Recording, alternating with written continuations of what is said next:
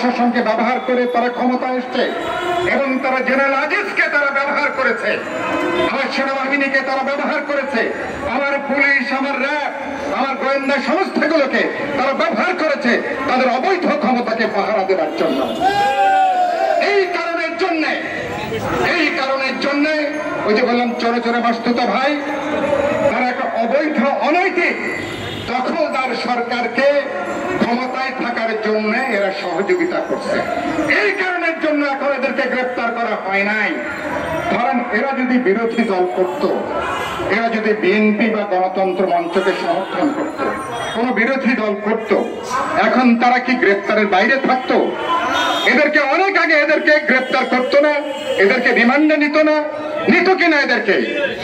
তার মানে এরা বুঝতে পারেন, তার মানে এরা সরকারে গত 15 বছরে অবৈধ অকামে এরা সহযোগিতা করবার পুরস্কার হিসাবে এদেরকে যা খুশি তাই করবার একটা লাইসেন্স দিয়ে দেওয়া হয়েছে এবং বাংলাদেশকে এরা মগের মূল্যকে এরা পরিণত করেছে। এদের সহায় সম্পদ আমাকে পরশুদিন টেলিভিশন জিজ্ঞেস করলো, নির্বাচন কমিশন কি জানে না জেনারেল আজিজ তার ভাইদের পাসপোর্টের ছবি পাল্টায়, মায়ের নাম পাল্টায় যখন পাসপোর্ট করে, এই তথ্য নির্বাচন কমিশন জানে না? জানে কিনা? জানে তো এরা, কিন্তু কোনো আমলে তারা নেয়নি। তারপরে দেখছেন এবং সেখানে বেঞ্জিরে প্রতিদিন আরব উপন্যাসের মতন প্রতিদিন পত্রিকার পাতা উল্টালে তার অপরাধের ফিরিস্তি, কাহিনীর ফিরিস্তি, সম্পদের ফিরিস্তি। এবং এরা হিন্দু সম্প্রদায় থেকে শুরু করে যত সংখ্যালঘু সম্প্রদায়কে ভয়ভীতি দেখিয়ে এরা আজকে এক এক করে সম্পদের মালিক হয়েছে। সরকারি দলের 2 বারের সংসদ সদস্য, এরকম প্রধানমন্ত্রীর নাকি তিনি আবার একসাথে নাকি পড়তেন, সেই সংসদ সদস্যের একটা টেলিভিশন পর্যন্ত বেঞ্জির তারা নাকি হাতিয়ে নিয়েছে। চিন্তা করেন ক্ষমতার দাপট এদের কোন পর্যায়ে।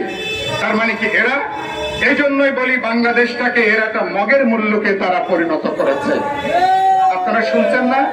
আমি বলি বাংলাদেশ সত্যি একটা আফ্রিকার মতন একটা দুর্বৃত্ত মাফিয়াদের পুরোপুরি একটা রাষ্ট্রের সরকারে এখন এটা পর্যবেসিত হয়েছে। আফ্রিকাতে যারা যেভাবে তারা একটা সন্ত্রাসী দুর্বৃত্তরা, সরাসরি বন্দুকধারীরা, তারা রাষ্ট্রীয় প্রশাসনের সহযোগিতায় রাষ্ট্রের অংশ হিসাবে তারা যেভাবে পুরো আফ্রিকার বিভিন্ন দেশকে তারা যেভাবে দুর্বৃত্ত রাষ্ট্র করেছে, ব্যর্থ রাষ্ট্র করেছে, এই সকল মাফিয়া চক্ররা এবং সরকারকে অবৈধ ক্ষমতার সহযোগী হিসাবে পুরো দেশটাকে আজকে তারা দুর্বৃত্ত মাফিয়া সন্ত্রাসীদের একটা রাষ্ট্র সরকারে এখন তারা পর্যবেসিত করেছে। গণতন্ত্র মঞ্চ আমরা পরিষ্কার করে বলতে চাই যে আজকে এই সমস্ত এদেরকে অনতিবিলম্বে এদেরকে আইনের আওতায় আনুন, এদেরকে গ্রেফতার করুন। আমাদের দাবিটাকে ভুল দাবি এটা? যারা হাজার হাজার কোটি টাকার মালিক হয়েছে, যারা হাজার হাজার বিঘা জমি যারা অবৈধভাবে জোর করে যারা কিনেছে, এদেরকে আইনের আওতায় আনেন না? কোথায় বলেন আইনের শাসন? নাকি এখন দেশে নাকি আইনের শাসন চলছে?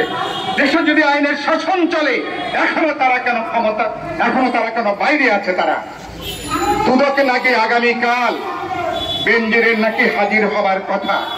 আগামীকাল বেনজির কি হাজির হবে দুদকে? কোন নমুনা দেখা যাচ্ছে না।